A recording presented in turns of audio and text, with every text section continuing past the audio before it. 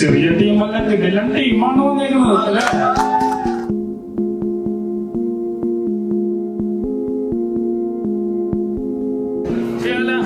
പേടിക്കല്ലോ.